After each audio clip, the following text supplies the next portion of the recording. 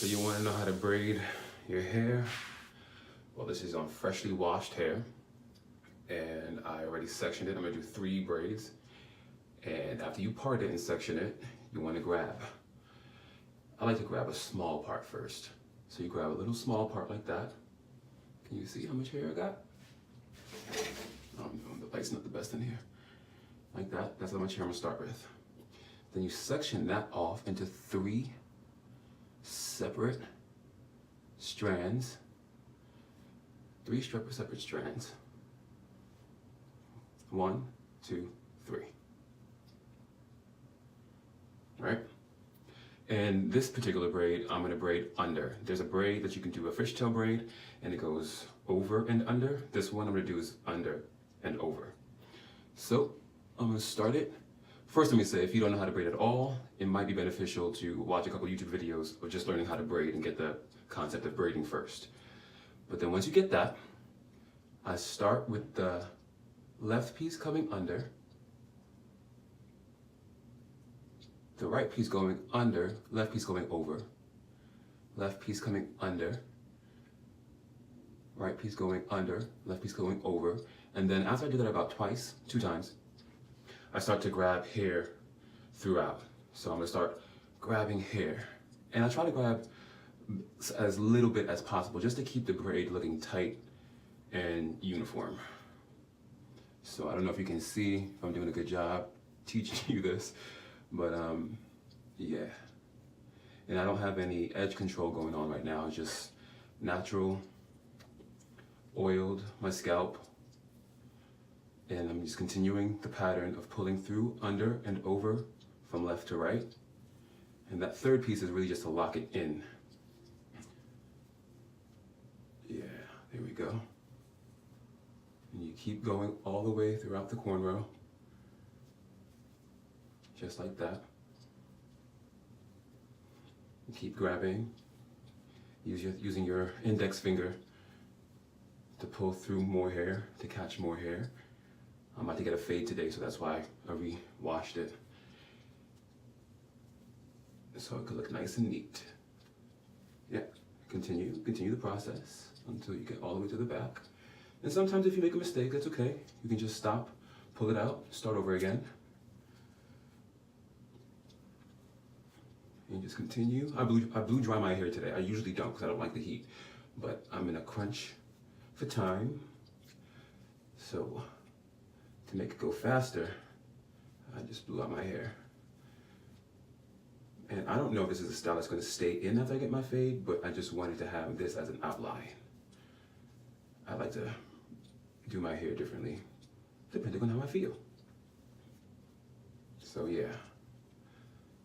And the edge control is really good because I'll have a lot of breakage like within my hair, and a lot of times that would help to keep a lot of that down, but it's okay for now.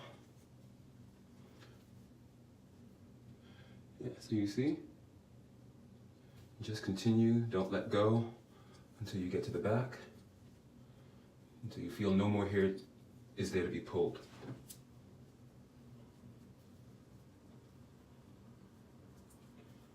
Yeah, just like so. Just like that. And there we go. Let me do it again. Take your detangler brush, comb it through.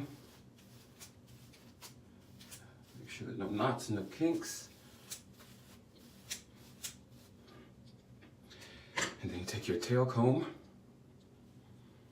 And then I think I'm gonna do the other side first.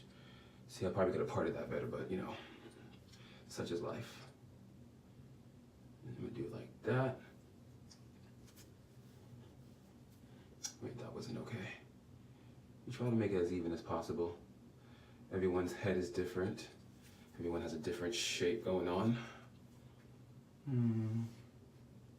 To me, this is the hardest part about braiding, is parting it and sectioning it off neatly. So yeah, try to get it as even as possible. I have a widow's peak here, so I usually use that as my guide So that is there, this should be here. And then kind of like you just guide it, you know, just like that. Boom town.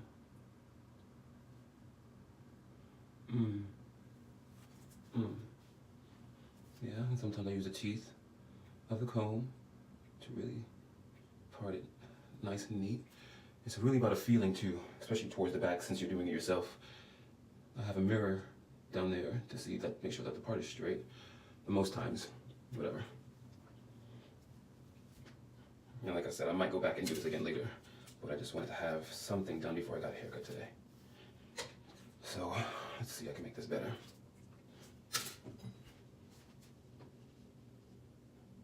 Where am I?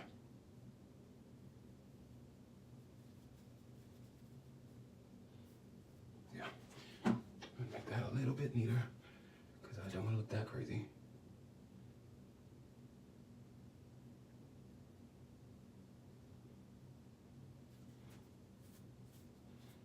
Yeah. I mean, the best thing to do is to have somebody do this for you, but sometimes it's just costly, you know, you have to pay God knows how much to have somebody braid your hair. Once in a while I like to do that, but on days like today, I'll just do it myself. Let's see what that looks like. Okay, if you can see the shape a little bit, I'm trying to just have 3 braids going back. Then I have a dip in my head right here, so sometimes it makes the part look weird, but I just have to remember that when it dips, I gotta dip, and we all dip. Yeah, so I'm just being really a little precise about this right now. This still might be uneven, but that's all right. Let me see. That looks a little bit better. I could even go further and straighten that part out even more. Right there.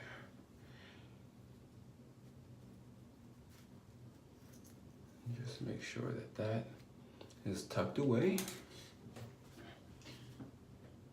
Yeah, that's looking pretty dope. But you know, I actually enjoy braiding my hair. It's therapeutic. I get to think about life. So, clamp that too. So like I said, you take a section, a nice small section to start with, like that. And then you want to separate that into 3 small pieces, right? And then you want to take the left side, pull it under and through, pull the right side under, left over, about 2 times in that same pattern before you start to pull more hair in. And then you can begin grabbing hair and going back in the cornrow. Yeah, this side is a little bit better for lighting, right? Keep going. I learned how to braid when I was really young. All my friends were girls growing up in Queens, New York, and they would play with their dolls on their stoop, porch, whatever you want to call it. And I was so interested, we would come up with like different hairdos on the dolls. And my friend's mom would be braiding my friend's hair.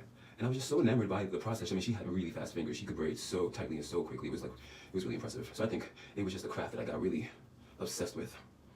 And I just practiced and practiced and practiced on the dolls until I felt like I could do it. And then growing up, I braided my friend's hair, I braided my mom's hair, my aunt's hair. I think I even braided my grandma's hair one time. And it was just something to do. I've always been kind of interested in hairstyling and all that good stuff. And not that I want to do it professionally, but I think it's a good skill to have, especially being a performer. You never know when you have to look good. And sometimes you just don't have the time, nor the resources to get your hair done. And if you can do your hair and makeup and all that good stuff yourself, then I think you're already ahead of the game. So yeah, that braid is not looking too damn bad if you ask me. So yeah, just keep braiding all the way through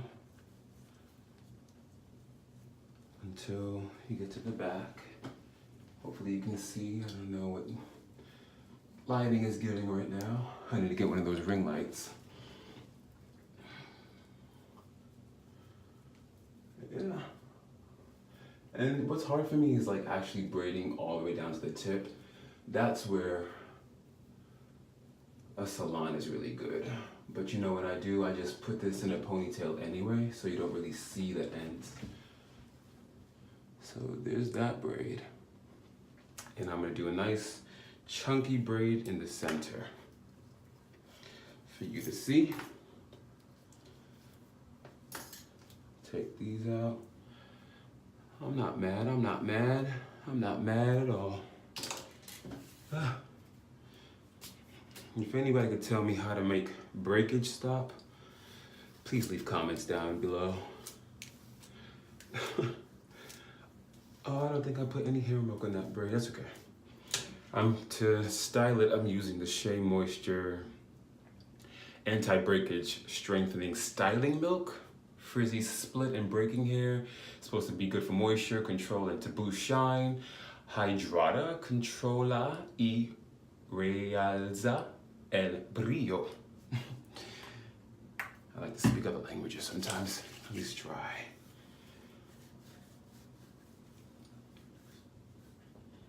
Yeah. And that's the shampoo I use too. It's the same Shea Moisture shampoo. Same kind of thing.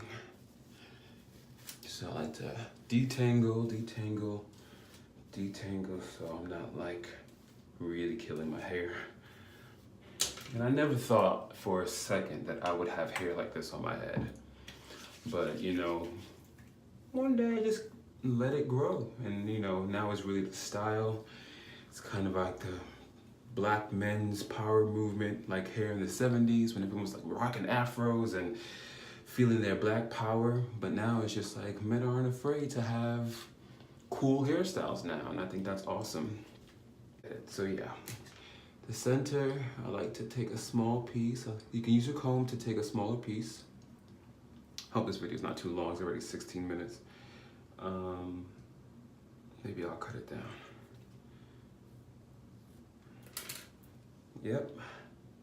And then you want to separate that, section that off into 3 little small slices. Left under, right under, left over. Do that about twice before you start to pull hair through. And then you can begin the journey. Just like so. And don't braid too tight because you don't want to have hair bumps and you don't want to start to like lose hair in the front, but you want it to look nice and uniform. So go by your feeling. You know? Yeah. That's looking good.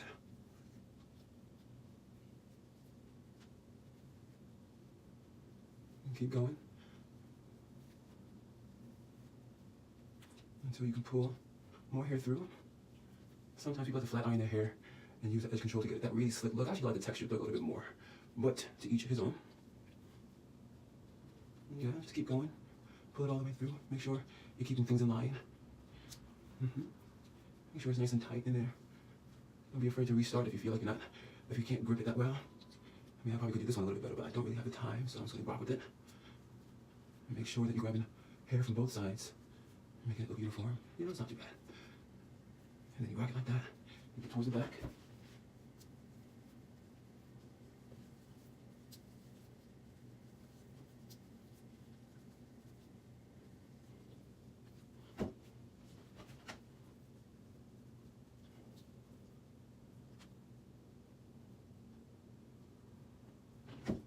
So I'm gonna tie all that up, but that's pretty much how I braid my hair, just like that. And make defined lines so my barber knows how to fade it properly. Just like so. I mean, my barber's a magician, so he's really gonna take this to another level. Shout out to Dragon Cuts at RVM in Los Angeles on Wilshire Boulevard in La Brea. And then you can get your do-rag, tie that up, keep it looking good, and that's pretty much it.